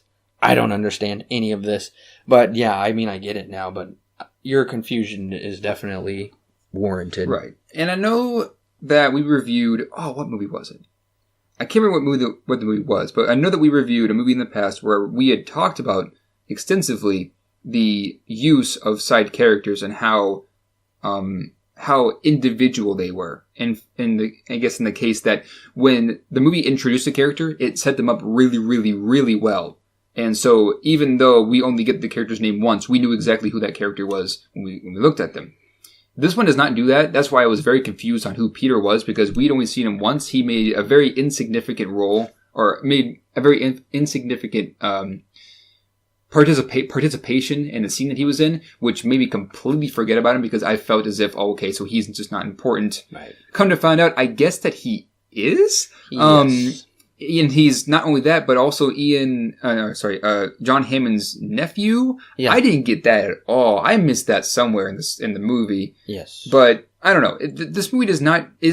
We're missing strong characters, and that's one of my biggest flaws with this movie is just the lack of great, solid characters. They all kind of feel somewhat the same. So I mean, you kind of understand my confusion of getting Peter. I forget his name again. Ajay, and the other guy's name. Those Roland. three. You get my confusion as to why I get them mixed up and forget about them. They are all the same character. Pretty much. Yeah. I mean, I do remember Roland's character. I remember him mainly, but the other two, they all kind of mesh together for me. Right. And pretty much from here on out, it's nothing but just giant action scenes. Yeah. And which just does mirror the first one too. Oh yes, absolutely. I really loved the Rex silhouette against the tent. Yes. Great shot, really terrifying. Although the exact purpose for the Rex in there, it seems to insinuate he wanted the snacks. Because she starts putting the snacks back in the plastic bag, seals it up, hides it, like that's gonna do anything. Yeah. And I'm like, wait, so nobody else is eating food? I think what was happening is the blood on her jacket was the blood from the baby T-Rex. Well, that... They really didn't explain that at all. I caught that. Because before this scene, they're walking through the jungle and she brushes up against a shrub or something. And some guy makes mention of, hey, your jacket. And she goes, oh yeah, it's just blood from the baby T-Rex. So you think the Rex was following them that way? That's what I was thinking. Oh, that's really... Yeah, I only put those two together because she had said blood from the baby T-Rex, and then next thing you know in the next scene, the T-Rex is there. I feel like that's kind of weak. I do agree. It is pretty weak, the setup. So, yeah. The only thing I liked is I said, yeah, that's right, Sarah, be afraid, you idiot. Yeah. Oh, I love the fear. Yeah. That's just because it's like, yeah, you see how this is not a game. Yeah. Finally, and I do feel bad for Kelly. Carter is stupid. He let his friend die in the previous scene where they all bite the guy to death, which is a really good scene and kind of brutal, pretty bloody. Yeah. I think that could give some kids nightmares. But the one thing that I am frustrated about is this scene really doesn't make any sense for a couple reasons. One, how does Kelly and Sarah get out of the tent? We see the Rex pick the tent up with his nozzle and just throw it. Yes. But they're magically safe. Also, we hear the T-Rex coming, and then like Malcolm is like, oh, where could it be? Well, the very next shot shows everybody screaming and running, and it shows Malcolm from behind, and it's right in front of him. That doesn't make any sense either. Yeah. How did Kelly and how did they get separated? I thought they were all together. Peter gets separated from everybody. The guy with the trunk, Roland, gets separated. Malcolm is separated. I don't understand how everybody gets like so separated and then somehow comes back to the same spot. Yeah, this movie is filled with a lot of conveniences. And we're about to talk about one. Yeah, and I do agree, looking back on it, the construction building to the scene is kind of weak. I do kind of see your confusion. I was a bit confused as to how, like you said, how Kelly and Sarah magically make it away from the T-Rex. Oh, that's a cheat. Yeah. I guess I can buy it, but it is you are very right. It is confusing how that happens. Yeah, I will say there are a couple of things I really do enjoy in this scene. A couple of shots. The first one is, it's a high angle, wide shot of Malcolm kind of like standing in the middle of the camp with all the men just kind of sleeping around him. And then you hear the thump, right? And you see the water in the puddle before the close-up. There's a puddle next to him, and you see the water ripple with that thump. And then, of course, the next shot is the close-up on that puddle. I thought that was very effective, because if you've seen the original, you know what's next, and that's that the T-Rex is going to invade the camp. I thought that was I thought, of course, the setup could have been better, but I thought it was quite effective in that. Yes, the T-Rex shadow against the tent side is awesome. And then the next shot I love is when the T-Rex raises its nozzle and raises up, and it has the tent on top of his nozzle, and it shakes it off. And the men at this point are getting up, and they're just going all over the place, and they're scattering. And the T-Rex roars, and then you see Rowan come up with a shotgun, and it tries to shoot it on the very left side of the frame. And he tries to shoot it, but then his gun jams, and he runs off. I think that is a great shot. But yes, I do agree. The construction is kind of, it's messy. Give it to me. Yeah, it's messy. It's kind of conveniences. It isn't nearly as effective as the original. And that's just my problem with this in general. It doesn't take its time to build things to the right amount of tension for it to be effective. Right. I will say it is exciting though. Yeah. Because I love the T-Rex chase. I love when they go in the waterfall, which is actually a scene from the first book. Those bongos are back. Yep. Makes me feel like I'm watching George of the Jungle here. Yep. And there's some kind of gruesome stuff when they're biting people and ripping them up and trampling on them. I did think it was pretty dumb when that like kind of hippie cowboy, just because the snake went in there, he runs to the T-Rex. I'm like, I would have picked a snake over a T-Rex. And I lived in Texas. They teach you in kindergarten about snakes because there's snakes down there so you don't get poisoned or something or bit. That snake, red touches black, friend of Jack. So that snake was totally harmless. Yeah. That was stupid, and it was good though. He got ripped up. Yeah. And once again, here is another plot contrivance where the T-Rex goes away after he bites the guy, and then Vince Vaughn is like, he's coming back, and then it's Ian Malcolm who busts through. And I'm like, where did the T-Rex go? Yeah. Once again, the T-Rex, I doubt it would just stop and be conveniently that far off in the distance now within a few seconds. So I absolutely agree. It bugs me how the T-Rexes come and go in this movie. I absolutely agree. It kind of feels like it's cheating the movie. Oh, it does. Because this is not the first time where we think that the T-Rex is going to come back and it's just somebody else. And the T-Rexes are magically gone. Right. Because yeah. Yeah. And the first scene with the two dinosaurs attacking, or the two T-Rexes attacking the RV, they walk off twice. And the first time they walk off, the dude in the high hide comes in to save our people in the RV. Second time the T-Rex run off, in comes InGen. So it's clear that the T-Rex is coming back, but at the same time, in this scene, I feel like it would have made sense for the T-Rex to come back, because it just had a meal. And that would have been the cowboy guy. A character who, for whatever reason, just continues to show up in this movie for really not much of a reason, to my understanding. But I will say this, that his death is really cool. He doesn't show it, but you see him, he gets grabbed with the T-Rex, and then you hear the crunch, and then the water from the waterfall turns red for a moment. I think that is very, very effective. That was. And I gotta say, probably the T-Rex chase and between the raptors, probably the best section of the movie. Yeah, for me. Yeah. These next parts of the movie, I think, are very, very good. I do like how we're keeping up the intensity. The raptors, when Ajay is like, "Don't run into the long grass," and you see them just like streaming through the long grass. We finally get the raptors. It pays off. Waiting for it. Yes. Love the raptor scene. There is this fantastic shot, once again, with that high angle, wide shot, where the men are just running in a straight line, and you see like these five smaller lines making their way towards the men, and you know what's going to happen. It just looks sweet, just having this raptor scene. It's kind of sad though. It is pretty short. I kind of wish it was a bit longer, just to kind of show them picking off guys as they're running through the fields and then just kind of falling down and stuff. But it is really, really cool. And then right after this, Ian Malcolm and crew come up and they're like, "Wait a minute, I know where we are. We have to run." And they end up being okay. But yeah, this scene is pretty awesome. And I do think it's fairly intense between the three mains, between Sarah, Ian, and Kelly. I do think it is kind of funny when Kelly uses her gymnastics to kick the dinosaur, but I think it kind of gives the kids something to relate to and gives a kid a role in this movie. The use of the kids and the raptors in the last movie was, I don't know, it really wasn't very good. I think this is probably better. Something else I do want to bring up is I think when Nick runs to go turn back on the power or whatever and radio in, That's very reminiscent of when Samuel L. Jackson has to go turn it on, except we don't see it, so it has to be Laura Dern.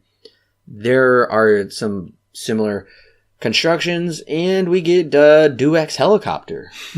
Yes. In like a couple minutes. Yes. So I'm going to go back a little bit here. I'm going to take the complete opposite approach in terms of how they use the kids in the two movies. Okay. I think that how they use Kelly in this, they could have done a lot better. I don't understand. I guess I'm missing the significance of the gymnastics thing. I get that that's a character trait and that it comes back later, Chekhov's gun. But at the same time, it is really stupid that, in my mind, it just felt really out of place and kind of stupid for this scene to have happened. I think that the original utilized the kids a lot more just in terms of their fear and then them acting on that fear just to get out. I'll say this, maybe it's a bit of a stretch for the original to have their kids survive like they did. But in this one, I think that they could have utilized Kelly a lot better. So I'll say, but I do agree the helicopter is kind of a Deus Ex in this one. It kind of just shows up for some reason.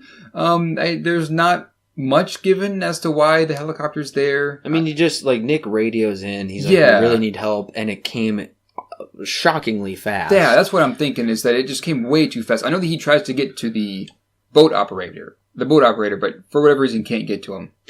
Yes. Okay. And there was actually going to be an alternate ending, I guess you could say. But before I say that, I do want to mention how there is kind of this big character betrayal on the part of Roland, the hunter. Peter invites him to come and work at the Jurassic Park in San Diego, and he says, I believe I've spent enough company in the time of death. Yeah, is that right? Yeah. Yeah.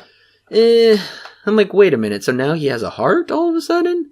I mean, this guy doesn't really care. I mean, I know a couple of his men died, but we see how cold he was to when Eddie died. He's like, well, whatever. At least he doesn't have this problem anymore. Right. And that line, I was like, really? I mean, it's kind of a good line, but it doesn't work with his character at all. So, yeah. I agree. Whatever. Totally betrayed it. Yeah. I actually really like this line, but not coming from this character. Right. I mean, maybe if they used it a bit later, it would have worked a lot better. I think this line is very effective because of the situation that they're in, but at the same time, it doesn't feel right for him to say it now. Maybe later, but not now. So in the original script, the film would briefly end with an aerial battle with, I'm just going to call them the pterodactyls. They would attack the helicopter trying to escape Isla Sorna. That would be awesome. That would have been awesome. That would have been a great ending to this movie. As long as the Malcolm and his crew didn't die. I mean, that would be far too dark for this movie. But no, that would be much more organic. And I don't understand why this movie this movie went through a total of 9 drafts. And it seems like they started out with pretty good ideas, fairly organic. And then I think they just kind of wrote themselves into a corner with certain things. Mm-hmm. Well, apparently 3 weeks before filming began, Spielberg ultimately suggested to instead have the T-Rex attack through San Diego, as he was interested in seeing dinosaurs attacking the mainland. And Spielberg actually initially wanted such a scene to be saved for a third film, but later decided to add it into the second film after realizing that he would probably not direct another film in the series. And the sequence was inspired by a similar attack scene involving a brontosaurus in London in the 1925 version of The Lost World. So to me, I guess Spielberg was kind of drawing from the original The Lost World, but in a way this is Spielberg wanting to make his own King Kong movie or Godzilla movie. Yeah. I'm also disappointed that we don't get to see the capture of the T-Rex, because it cuts from Malcolm and crew being in danger to them getting away to engine taking off, and they've already captured the T-Rex. And it's like, how did that happen? Because that would have been awesome to see them take down this giant T-Rex. We know that they could do it. At least we think they do. We do, because we see them do it with smaller dinosaurs. But this is the big one. Like, this is the mother, in the series' mind, this is the mother of all the dinosaurs. So why wouldn't they show that? I feel like that would have been really, really cool to see, and maybe even make a bit more sense and have it a bit more organic to get them to the mainland, because maybe if they ran this through the original as saying, okay, well, how are we going to catch the T-Rex? Because that's ultimately what happens. Earlier in the movie, they talk about getting a lot of these dinosaurs back to San Diego. And Malcolm says, in the history of bad ideas, that one's the worst. Mm-hmm. Bringing dinosaurs to the mainland. Of course, we get the T-Rex, and that's the one thing that they really wanted, it sounds like. But why? I don't know. I guess I'm just wondering, why wouldn't they show it? It just kind of cuts and it happened already. Oh, I totally agree. And I really would have liked it if they kind of would have taken more of a Star Wars approach, but not so stretched apart. Instead of a space battle, this would have been like a helicopter battle with those pterodactyls right above it, and then they could have had a land battle with the T-Rex, both happening at the same time, and then you could still kind of have a happy ending, whatever you want to call it. But yeah, that would have been a really great climax, and then a fairly quickly falling action and conclusion right after that. But for some reason, they have to tack this onto the end of this movie, and honestly, every time I've watched this movie, when we get to this point, this feels like a totally different movie all of a sudden. Oh, I absolutely agree. I will say this, though. I think that this is the coolest part of the movie just because of the idea alone. Having a T-Rex running through the streets of San Diego, I think that alone... There's a really cool shot of the T-Rex after he escapes from the ship. I think that's a really cool idea, but like you said, it doesn't feel like it's organic enough to push it to this part of the movie. Mm-hmm. It feels like, and even getting to that part, it just feels like it's just so choppy getting to that part because it's ridiculous, because we see him flying away, right, on the helicopter, Malcolm and crew, and Engines is right behind him.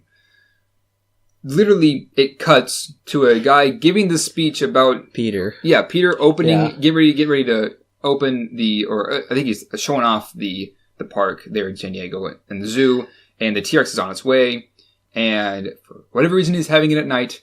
Yeah, that was my question. I was very confused because I thought, so is this the exact same night? Are we supposed to believe this? They just captured the T-Rex, put it on the boat ASAP, and he quickly changed his clothes. Ian and Malcolm changed their clothes, took a shower, whatever, went and got her car. Yeah. Is it supposed to be the same night? I don't know. That's what I'm wondering. I really think it is because, and like you just said, it's like, it doesn't make any sense because they're back at the mainland. It's the same night. He has all of his business people on a moment's notice to do what? Yeah. Why does it need to be that night? And I understand why it does, because if it would have been like 3 days later, that really would have killed the tension so hard. Yeah. In this movie. I mean, that would have just totally killed it. But honestly, the setup for this is completely rushed, and they just wanted it a part of the movie. They just really sacrificed a lot. They did. I absolutely agree. There could have been a way to make this scene even cooler in the movie. They did lead up into it. I'm not saying that it's a complete surprise that a dinosaur showed up in San Diego. Oops, They did set it up because they've talked about this park in San Diego, in the San Diego Zoo, in that it's going to happen. All right. So we know logically that not only that, but we also hear that Engine's just taking the dinosaurs anyways. We know logically that a dinosaur is very likely to end up on the mainland, and so this is no surprise. What is a surprise is, like we just mentioned, how quick the movie gets to it, because it's just so choppy getting from one point A to point B. Like, once they leave Eden Sorna, it's no more than 30 seconds, and they're already at the next place. It's pretty jarring. It is. It's very jarring because this movie, just like the last one, was mostly once they're on the island, they're on the island. Yes. Or if they're flying away, that was it. But this one, no, it's very jarring. And I'm sorry, but I'm extremely confused. It doesn't make any sense. Why is the crew dead? Why are their limbs missing? Because I was like, I bet the baby Rex got loose and killed them all. Right. No, we learned the baby Rex has already been stashed away somewhere. It's just the main T-Rex.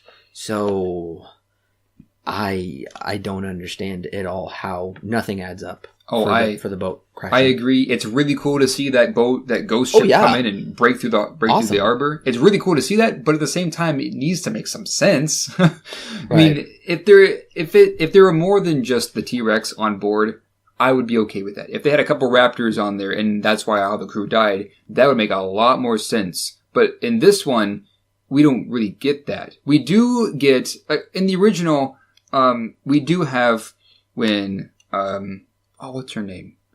The girlfriend. Laura Dern? Yes. So when Laura goes to turn on the power, because Samuel Jackson's character doesn't report back, we get the hand scene, and she goes, right. And she turns around and it's just his arm. It's been bitten off. We get a couple of those here, but it's just not as effective because it doesn't make any sense.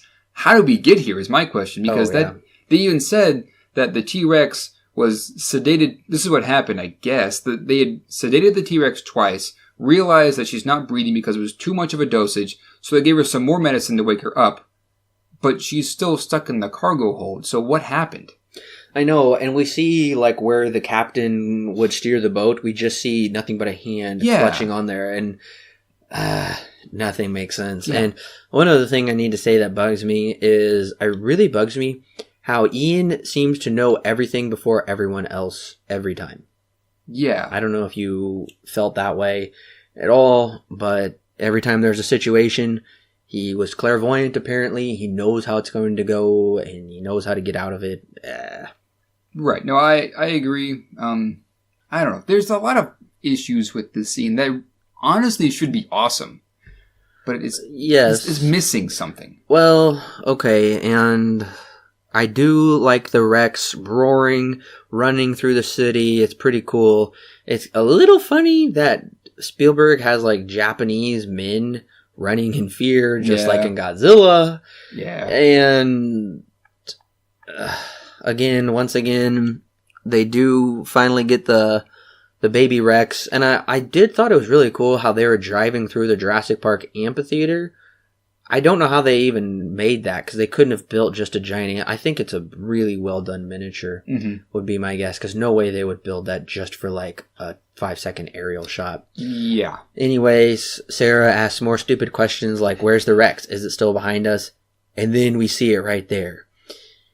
And also, I really had an issue with Peter's death, because the music when he is getting eaten by the Rex is far too lighthearted and adventurous.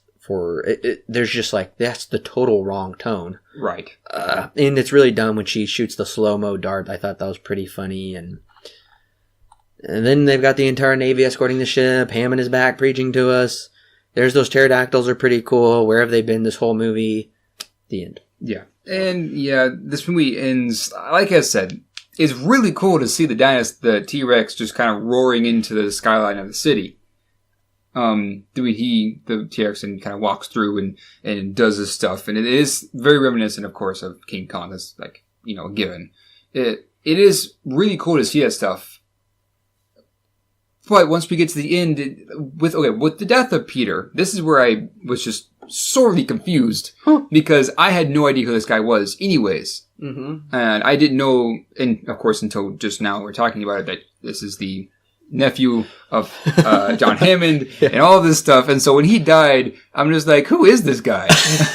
Why does he keep showing up in this movie? Yeah, that's exactly what I was thinking. And I wrote my notes like, okay, honestly, who is this man? Why does he keep showing up? Because he doesn't play a significant role for this to feel appropriate. This should have been saved for Roland, if at least. Yeah, he's technically supposed to be the main antagonist of this movie. Right. We get him and Malcolm have their little scuffle in the very beginning, but yeah, that is confusing. And then they kind of barely interact throughout the other one, except just to kind of put each other down and make each other feel guilty, like, look what you've done. And Peter's just insanely annoying in this movie, and then he dies, but his death is, I don't know. I guess we're supposed to be glad that he dies. Yeah. And, like, the music really doesn't work either, so it's whatever. Yeah, I agree. I don't know. There's something missing here. There's something missing from this entire movie, to be honest with you. Sure, I understand. Mm-hmm. So, Alan, what is your rating and recommendation for The Lost World Jurassic Park? So, I've said this twice. I'm going to say it again because I think this is one of the biggest issues. The Lost World takes a step backwards when it shouldn't have. The Lost World Jurassic Park goes for this idea, goes for this weaker idea of humans interacting with nature. In the original, it's more focused on genetics. And messing with that, and how it's a terrible idea that we should even think about messing with genetics, because there's no reason for humans to have that kind of power. Right? It's very clear that Jurassic Park 1 is all about that.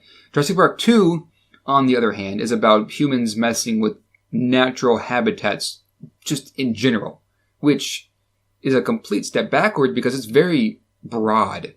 And it is very broad, and we did mention this. It is interesting that the humans in this movie have all this advanced technology, say till about the halfway point. And it's clear that the technology, although it does enhance what they're trying to do, it is not needed, I guess.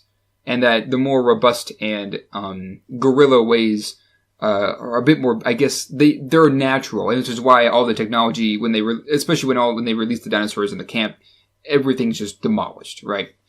I do think that that's also a big issue. The tone is inconsistent completely throughout this movie, and it shifts so hard at times that it almost becomes jarring. The pacing is at times just all over the place. I will say this.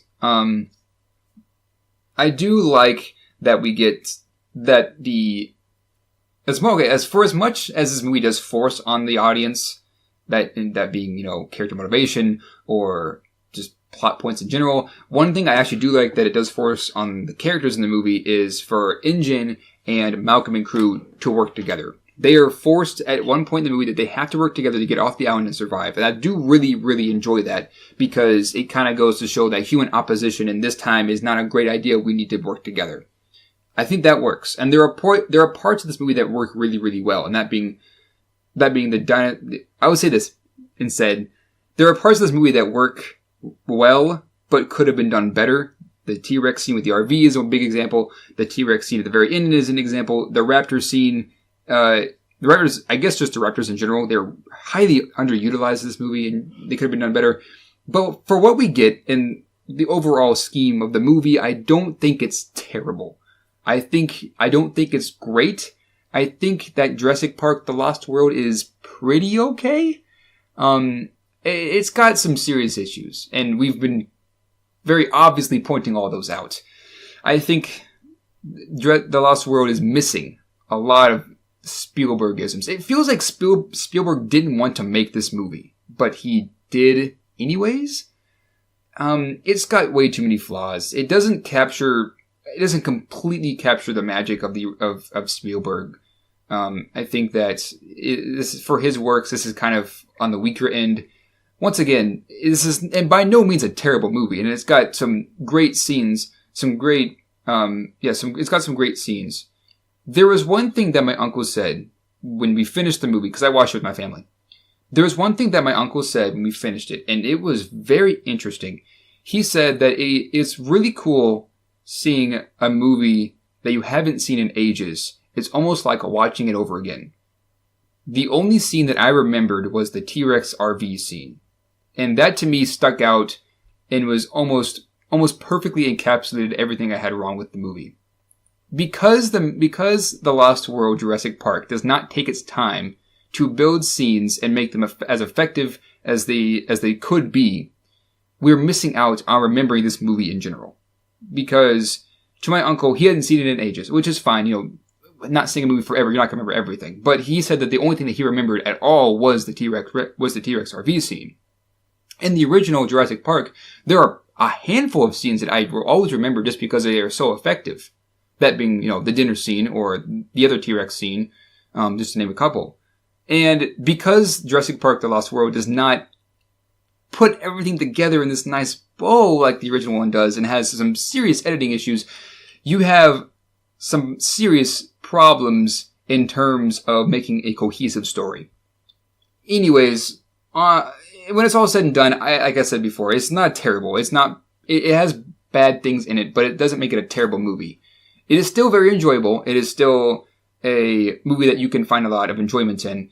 Not my personal favorite. I'm going to give Jurassic Park The Lost World a 6 out of 10. It's a mild not recommend for me just because it kind of doesn't capture everything that it thinks it does.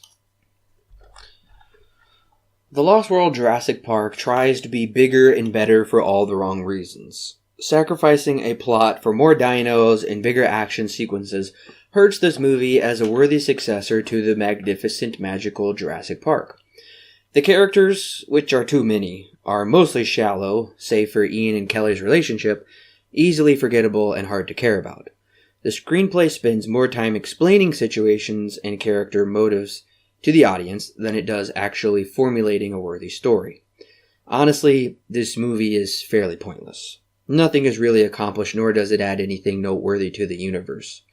That being said, I believe this is a great introductory movie for older kids to the world of Jurassic Park. It's nowhere near as scary, violent, or even boring with the exposition like in the first one.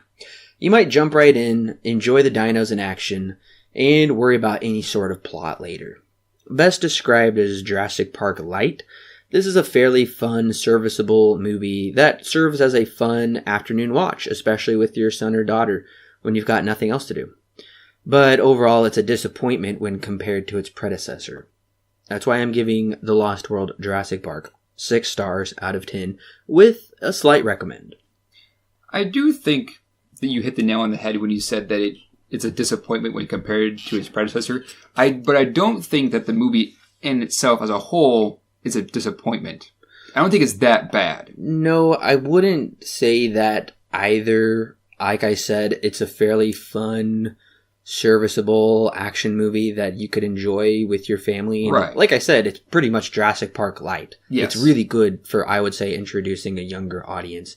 No, it's not a disappointment per se, but I would say as a sequel, if we're looking at it just as a sequel, then normally a sequel needs to live up to the first one, hopefully outdo it, like The Empire Strikes Back. But that's kind of rare. Yeah. It seems like. But nevertheless, this movie, kind of like what you said, it's a step back. The Lost World is lost. Yes. In many aspects of its structure and storytelling and characters. I was a little surprised. I didn't remember it being this way per se. But like I said, slight recommend. You will still have fun watching it. Yeah. I still had fun watching it, yeah. and I know I'm going to have fun watching it with my family and then with my kids someday. Yeah. And even though I had a lot of issues with it, I still did have fun with a lot of the scenes in this movie. And I think that is also very important to throw in there, that this movie, as many issues as that are present, it's not boring.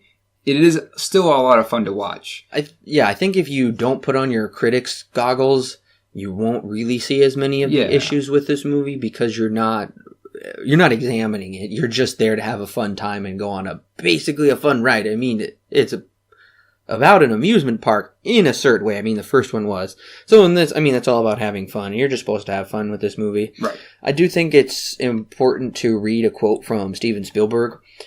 Spielberg confessed that during production, he became increasingly disenchanted with the film, admitting, "I beat myself up, growing more and more impatient with myself.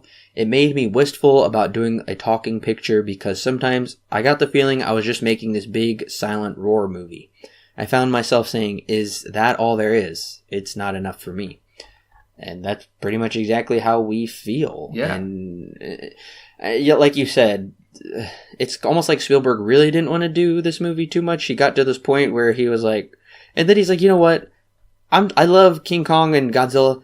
I'm going to make that movie now. Right.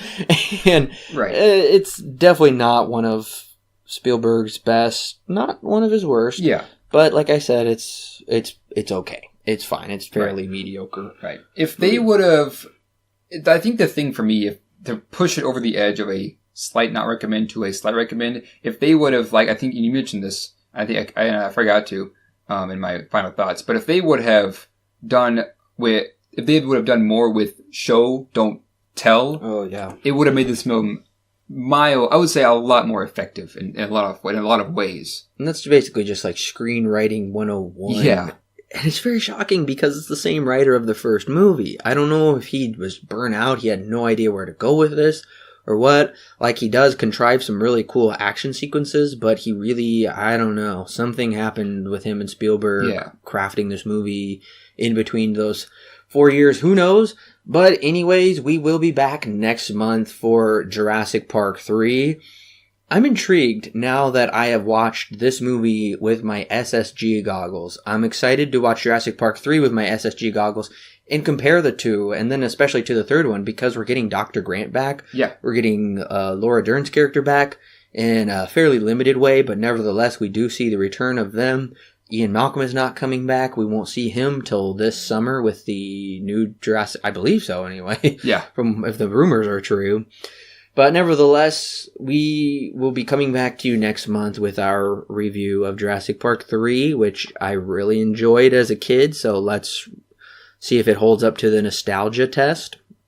Anyway, thank you so much for joining us on our adventurous review of The Lost World Jurassic Park.